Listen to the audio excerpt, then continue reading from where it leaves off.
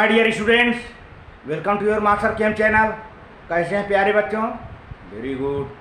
तो आज मैं Amla Shankar Yadav master chem channel की तरफ से IIT JEE and NEET foundation बच्चों के लिए वीडियो लेकर आया हूँ। प्यारे बच्चों, जब बच्चे नॉर्मलिटी निकालते हैं तो उनको इक्विवेलेंट मास की ज़रूरत पड़ती है। तो आज मैं इक्विवेलेंट मास चुटकियों में निकालने का मेथड बताता हूँ। Equivalent mass of element, equivalent mass of acid, base, salt, equivalent mass of ions कैसे निकालते हैं जल्दी से जल्दी में, इसके लिए फार्मूला और कुछ एग्जाम्पल भी हम देने जा रहे हैं ताकि आप आसानी से इक्विवेलेंट मास निकाल करके नॉर्मलिटी निकाल लें और इक्विवेलेंट नंबर ऑफ इक्विवेलेंट निकाल लें। और जब नंबर ऑफ इक्विवेलेंट मिल जाएगा तो नॉर्मलिटी निकल आएगी। प्यारे बच्चों देखिए, हाँ तो प्यारे बच्चों, सॉल्यूशन चैप्टर से आईआईटी जेई नीट फाउंडेशन बच्चों के लिए इक्विवेलेंट मास निकालने का तरीका है। इक्विवेलेंट मास किसको किसको आपको निकालना होता है? Equivalent mass of element, equivalent mass of acid, equivalent mass of bases, equivalent mass of normal salt जिसमें कोई हाइड्रोजन ना हो ना OH हो, equivalent mass of acid salt जिसमें हाइड्रोजन पड़ा हो, ऐसा साल्ट जिसमें हाइड्रोजन पड़ा हो, equivalent mass of basic salt, ऐसा साल्ट जिसमें OH पड़ा हो, equivalent mass of ions, equivalent mass of oxidising agent. तो oxidising agent and reducing agent दोनों का है, oxidizing agent and reducing agent, equivalent mass of oxidising agent and reducing agent दोनों का हम निकालेंगे प्यारे बच्चों। तो पहले equivalent mass of an element, किसी भी एलिमेंट का इक्विवेलेंट मास निकालते हो प्यारे बच्चों, जानते हो हर एलिमेंट की अपनी अपनी बैलेंसी होती है। तो atomic mass of that element divided by valency of that element, उस मास का एटॉमिक मास लिखो, उस एलिमेंट का एटॉमिक मास लिखो और उसकी बैलेंसी से डिवाइड कर दो, बस क्या है आपका इक्विवेलेंट मास निकल आएगा। जैसे हम ले लेते हैं एल्युमिनियम का, एल्युमिनियम का एटॉमिक मास 27 होता है, इसकी बैलेंसी 3 होती है, डिवाइड कर दिया 3 9 27, आपका इक्विवेलेंट मास एल्युमिनियम का निकल आया 9 ग्राम। इसी तरह से इक्विवेलेंट मास ऑफ एसिड, इसका फार्मूला है प्यारे बच्चों, किसी भी एसिड का इक्विवेलेंट मास निकालोगे तो molecular mass of acid upon number of replaceable या ionisable hydrogen atom, H atoms, या उसकी बेसिसिटी कहते हैं। देखिए कैसे होता है प्यारे बच्चों, जैसे यहाँ पर देखें HCl एसिड है, इक्विवेलेंट मास ऑफ HCl, तो HCl का मॉलिक्यूलर मास निकालो, हाइड्रोजन का 1, क्लोरीन का 35.5 होता है, पूरा ऐड कर दिया 36.5 डिवाइडेड बाई 1, क्योंकि एक ही हाइड्रोजन है यहाँ पर, तो एक हाइड्रोजन से डिवाइड कर दिया 36.5 इक्विवेलेंट मास आ गया। इसी तरह से equivalent mass of hypophosphorous acid H3PO2, इसका पूरा निकाल लिया, हाइड्रोजन का 3, फास्फोरस का 31 और ऑक्सीजन का 16 टू 32, आपका 66 आ गया। और एक हाइड्रोजन इसमें, ये मोनोबेसिक है, दिखता 3 हाइड्रोजन है लेकिन मोनोबेसिक है, इसका एक ही हाइड्रोजन प्यारे बच्चों आयनाइजेबल है, तो इसे 1 से डिवाइड कर दिया तो 66 ग्राम इक्विवेलेंट मास निकल गया। इसी तरह से देख लिया जाए एसिटिक एसिड का मॉलिक्यूलर मास निकाल लेते हैं, कार्बन का 12 हो जाएगा, अब और हाइड्रोजन 3 और 1 4 हाइड्रोजन है और 1 और कार्बन है, फिर 2 ऑक्सीजन है, तो 32 पूरा हो गया। हमने ऐड कर लिया, इसका मॉलिक्यूलर मास कितना हुआ? 60, और एक हाइड्रोजन आयनाइजेबल यहाँ पर है, एक हाइड्रोजन से हमने डिवाइड कर दिया, 60 gram equivalent mass of acetic acid आ गया प्यारे बच्चों। इसी तरह से आप H2SO4 सल्फ्यूरिक एसिड ले लेते हैं, आप देख रहे हो सल्फ्यूरिक एसिड में 2 हाइड्रोजन है, H2SO4 में 2 हाइड्रोजन है, 2 रिप्लेसेबल हाइड्रोजन है, तो H2SO4 का पूरा मॉलिक्यूलर मास निकालो प्यारे बच्चों, 2 हाइड्रोजन हो गया, सल्फर का 32 हो गया और ऑक्सीजन का 64 पूरा हमने ऐड कर लिया, 98 हो गया। अब 2 से डिवाइड कर दिया क्योंकि 2 हाइड्रोजन इसमें है, इसमें 2 हाइड्रोजन हैं, 2 आयनाइजेबल हाइड्रोजन हैं, 2 से डिवाइड कर दिया 49 gram equivalent mass of sulphuric acid आ गया। ऑक्जेलिक एसिड का देखा जाए तो ऑक्जेलिक एसिड में 2 कार्बन 4 ऑक्सीजन 2 हाइड्रोजन, 2 कार्बन का 24, 4 ऑक्सीजन का 64 और 2 हाइड्रोजन का 2, टोटल आ गया 90। और क्योंकि 2 हाइड्रोजन आयनाइजेबल हैं, एक ये, तो 2 से डिवाइड कर दिया 45 आ गया equivalent mass of oxalic acid. अब ये तो एनहाइड्रस ऑक्जेलिक एसिड था, विदाउट वाटर ऑक्जेलिक एसिड था, लेकिन हाइड्रस ऑक्जेलिक एसिड होगा तो वही जो है हाइड्रस ऑक्जेलिक एसिड का फार्मूला है COOH2H2O। अब इसको ये 90 था यहाँ पर ऑक्जेलिक एसिड का, हाइड्रस ऑक्जेलिक एसिड का मॉलिक्यूलर मास 90 था। अब चूंकि 2 मॉलिक्यूल्स ऑफ वाटर है यहाँ पर, तो एक मॉलिक्यूल का 18 होता है, एक मॉलिक्यूल वाटर का 18 होता है, तो 18 2 जा 36, हमने ऐड कर दिया डायरेक्ट 126 आ गया, 2 से डिवाइड कर दिया, 2 6 जा 12, 2 3 जा 6, ये 63 gram of hydrated oxalic acid का इक्विवेलेंट मास आ गया। इसी तरह से ये हो गया H3PO4 phosphoric acid. Phosphoric acid में हाइड्रोजन 3 है, फास्फोरस का 31 होता है। अब ऑक्सीजन का हो जाएगा 4 ऑक्सीजन है तो 16 4 जा 64, पूरा 98 आ गया। और 3 रिप्लेसेबल हाइड्रोजन है।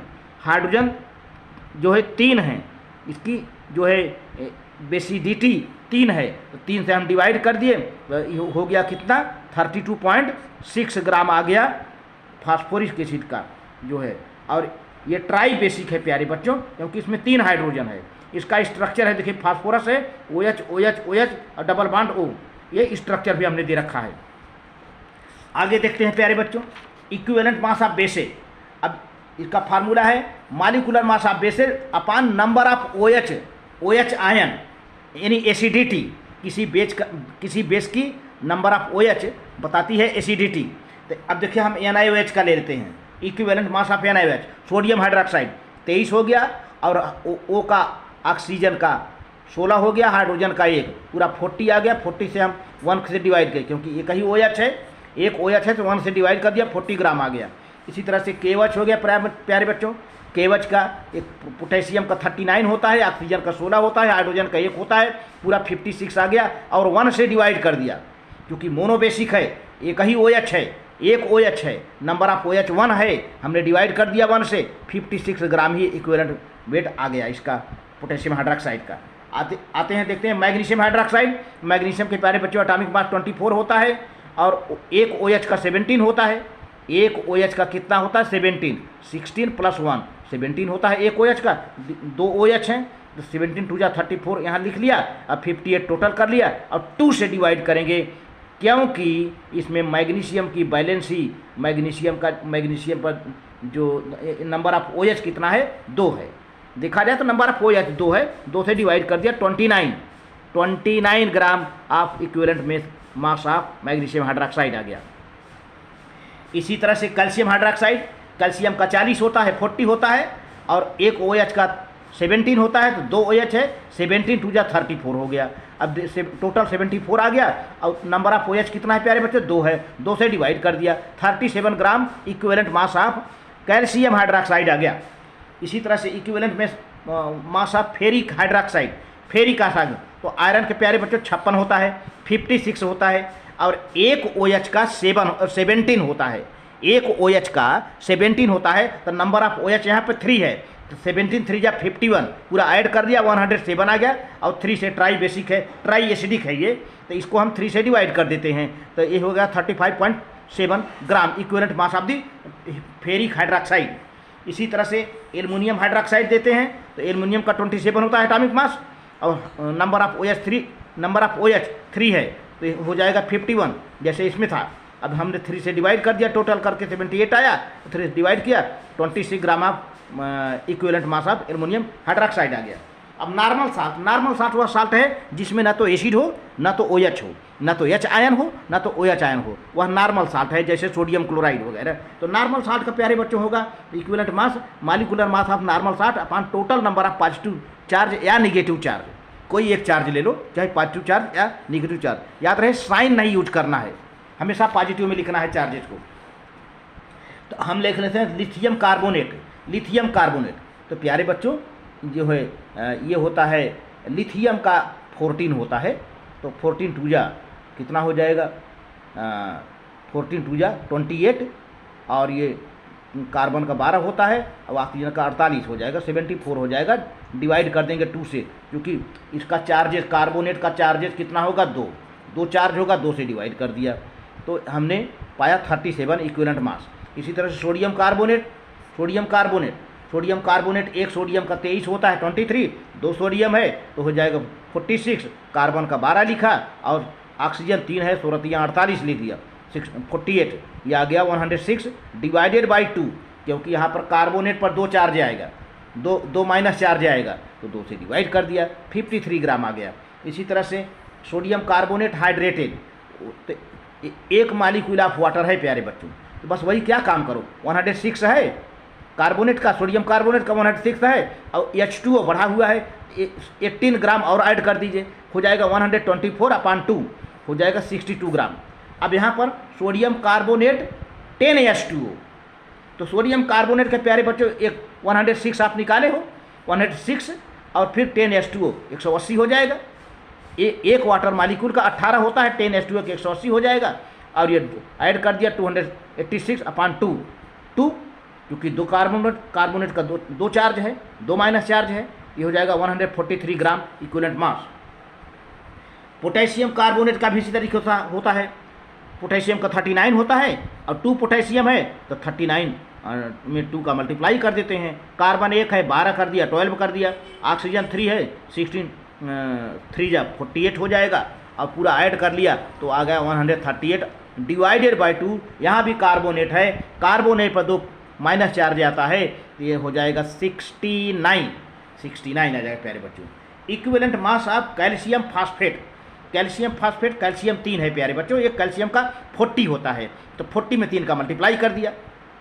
और यहाँ पे फास्फेट 2 है, यहाँ 2 से मल्टीप्लाई करिए, पूरा फास्फेट हमने अलग लिख लिया। एक फास्फोरस का 31 होता है, ऑक्सीजन का 16 × 4 कर लिया, पूरा आ गया प्यारे बच्चों ये 31 और 16 4 जा 64, ये ऐड करके पूरा ले लिया 310 आ गया। और 6 से डिवाइड करते हैं क्योंकि प्यारे बच्चों कैल्शियम पर 2 प्लस चार्ज होता है। कितना कैल्शियम है, कितना कैल्शियम है, कितना कैल्शियम है 3 है तो प्लस चार्ज कितना हुआ 6 है ना, 6 हुआ। या आप फास्फेट ले लो, फास्फेट ले लो, एक फास्फेट पर कितना चार्ज होता है प्यारे बच्चों 2 3, लेकिन अब कितना फास्फेट है 2 तो 3 × 2 = 6 - 6, बात एक ही हुआ। आप 6 से डिवाइड कर दिए, 6 से डिवाइड कर दिया आ गया 51.66 ग्राम, तो ये हो गया साल्ट का। आगे देखते हैं equivalent mass of acid salt. अब ऐसा साल्ट हो जिसमें हाइड्रोजन पड़ा हो तो वही काम करिए, molecular mass of acid salt upon number of replaceable hydrogen. जैसे सोडियम बाइकार्बोनेट है जिसको बेकिंग सोडा कहते हैं, सोडियम बाइकार्बोनेट का पूरा मॉलिक्यूलर मास निकाल लिया, एक हाइड्रोजन पड़ा है, एक हाइड्रोजन से डिवाइड कर दो प्यारे बच्चों, पूरा मॉलिक्यूलर मास आ गया 84, 1 से डिवाइड करिए 84 ग्राम आ गया। इसी तरह से पोटेशियम बाइकार्बोनेट का पूरा मॉलिक्यूलर मास ले लीजिए और एक हाइड्रोजन पड़ा हुआ है, चूँकि एसिड साल्ट है इसी की वजह से एसिडिटी है इसमें, तो 1 से डिवाइड कर दीजिए आ जाएगा ये पूरा आपका 100 ग्राम। इसी तरह सोडियम हाइड्रोजन फास्फेट, इसमें देखिए एक हाइड्रोजन पड़ा हुआ दिख रहा है, पूरा मॉलिक्यूलर मास निकाल लो और एक हाइड्रोजन से डिवाइड कर दिए, मॉलिक्यूलर मास आप पूरा आपका निकाला जो 142, पूरा आपका मॉलिक्यूलर मास निकल के आया 142, 1 से डिवाइड कर दिया 142 ग्राम आ गया। Equivalent mass of sodium hydrogen phosphate आ गया, तो इसका भी निकालें। इसमें देखो प्यारे बच्चे 2 हाइड्रोजन पड़ा हुआ है, 2 हाइड्रोजन पड़ा है, आप पूरा मॉलिक्यूलर मास पहले निकालो, सबसे पहला काम ये है। और इसके बाद 2 हाइड्रोजन पड़ा हुआ है, 2 से डिवाइड कर दो तो 120 आ गया मॉलिक्यूलर मास, और 2 हाइड्रोजन है डिवाइड कर दिया 60 ग्राम इक्विवेलेंट मास आ गया। इसी तरह से पोटेशियम हाइड्रोजन सल्फेट आ गया, पोटेशियम हाइड्रोजन सल्फेट का पूरा मास निकाल लो, पोटेशियम का 39, हाइड्रोजन का 1, सल्फर का 32, ऑक्सीजन का 64 आ जाएगा, टोटल 136 ग्राम आ गया। और 1 से हमने डिवाइड कर दिया, इक्विवेलेंट मास निकल गया। अब आ जाते हैं equivalent mass of basic salt, ऐसा साल्ट जिसमें नंबर ऑफ OH पड़े हैं, तो वही काम इसमें भी करना है कि मॉलिक्यूलर मास निकाल लो, अब देखो कि कितना OH है उससे डिवाइड कर दीजिए। देखते हैं आगे, यहाँ पे देखें ये लेड हाइड्रोक्सी नाइट्रेट है ये, तो आप देखो लेड का 207 होता है, इसे लर्न कर लीजिए, आपको एटॉमिक मास याद रहना चाहिए।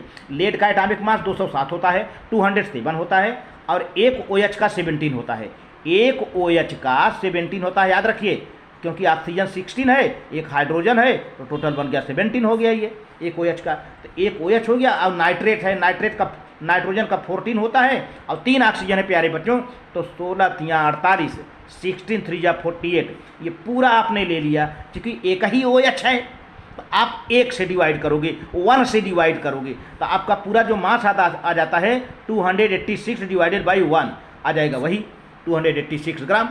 Equivalent mass of magnesium hydroxy chloride, अब देखो यहाँ पर प्यारे बच्चे यहाँ भी एक OH दिख रहा है, आप काम करिए कि पूरा आप मॉलिक्यूलर मास निकाल लो। मैग्नीशियम का 24, एक OH का 17 होता है, क्लोरीन का 35.5 होता है, एक से डिवाइड कर दो आ जाएगा 76.5। अब इस तरह से equivalent mass of ferric hydroxy dihydroxy chloride है ना। तो अब आयरन का 56 होता है 56, और एक OH का 17 होता है, तो 2 OH है प्यारे बच्चों, 2 OH है तो 34 हो जाएगा, 17 2 जा 34, और क्लोरीन का 35.5 हो गया। पूरा ऐड कर डालिए, ये आपका आ जाएगा 125.5/2। क्यों 2 से डिवाइड किया प्यारे बच्चों? क्योंकि 2 OH दिख रहा है, यहाँ पर OH ट्वाइस लिखा हुआ है, 2 OH दिख रहा है, तो आपका इक्विवेलेंट मास आ गया 62.75। 62.75। अब आ जाइए आयन पर, कोई भी आयन हो, इक्विवेलेंट मास ऑफ आयन, तो जब उसका आयनिक मास निकाल लीजिए, नंबर ऑफ चार्जेस कर दो, सीधी सी बात है। अब आयन एटॉमिक आयन हो सकते हैं, कुछ जो है मॉलिक्यूलर आयन हो सकते हैं। देखिए यहाँ पर जैसे कार्बोनेट आयन है, कार्बोनेट इसमें 3 एटम हैं, इसमें सॉरी 2 एटम है, एक कार्बन का और एक ऑक्सीजन का, ऑक्सीजन 3 है इसमें। तो अब देखिए कार्बन का कितना 12 चार्ज भूल जाओ, अब ऑक्सीजन का 16 3 48, आपने ऐड कर दिया 60 आ गया। अब कार्बोनेट पर कितना चार्ज आता है प्यारे बच्चों? देखिए 2 प्लस चार्ज है, 2 प्लस चार्ज है, 2 से डिवाइड कर दिया, आपका आ गया 30 ग्राम कार्बोनेट का। अब इसी कैल्शियम ले लीजिए, कैल्शियम है, कैल्शियम पर 2 प्लस चार्ज है, तो पहले तो कैल्शियम का एटॉमिक मास लिख लो, 40 आ गया, और 2 प्लस चार्ज है, 2 से डिवाइड कर दो, 20 ग्राम आ गया।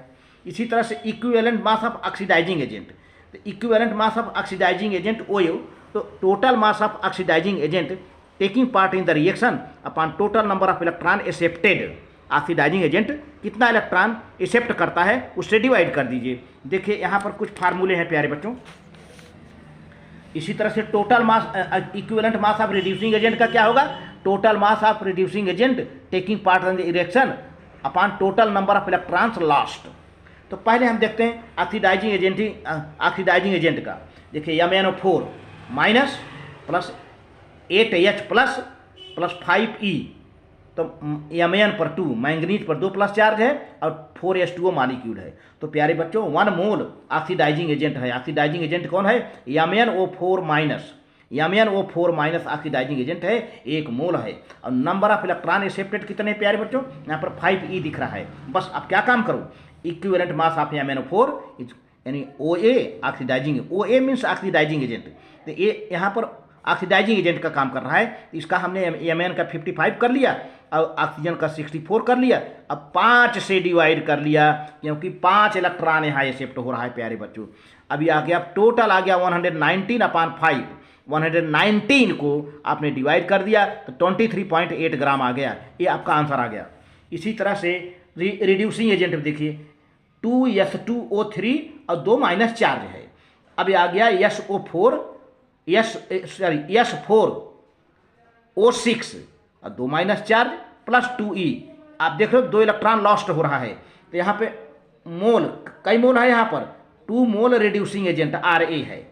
तो total number of electron last 2 है, यहाँ पर 2 है, हो गया। बस क्या काम करेंगे? बस इक्विवेलेंट मास ऑफ S2O3 क्या है? Ra है, रिड्यूसिंग एजेंट है। इसका 2 मोल का पूरा 2 मोल का मॉलिक्यूलर मास निकाल लो। तो प्यारे बच्चे यहाँ 2 से मल्टीप्लाई करो, ब्रैकेट बनाओ, और सल्फर का 32 होता है, तो क्योंकि S2 है, 2 सल्फर है, तो 32 × 2 और प्लस 48। ऑक्सीजन कितना है? 3 है, तो 48 आ गया। सब कुछ ऐड कर लीजिए, यहाँ 2 लगा हुआ है तो हो जाएगा 32, 32 × 2 64 आ गया। अब ये 48 रहा और यहाँ ये 2 रहा, 2 से चाहो तो कैंसिल कर लो, हैं आप ऐसा आ जाएगा। या तो फिर इसको ऐड कर लिया, अंदर का ऐड कर लीजिए, अंदर से पूरा ऐड कर लीजिए, सबसे अच्छा ये पूरा ऐड कर लीजिए। आप ऐड करके 224/2 आया, आपने डिवाइड कर दिया, 112 ग्राम आ गया equivalent mass of reducing agent S2O3 minus. इसी तरह से यहाँ पर देखें ये ऑक्सीडाइजिंग एजेंट फिर आ गया Cr2O7, ये क्रोमेट आयन है Cr2O7 और डबल माइनस चार्ज लगा है यहाँ पर, plus 14H plus 6 electron is equal to 2Cr, chromium पर 3 प्लस चार्ज है, प्लस 7H2O बन गया है। तो आप देखो 1 मोल कितना मोल है?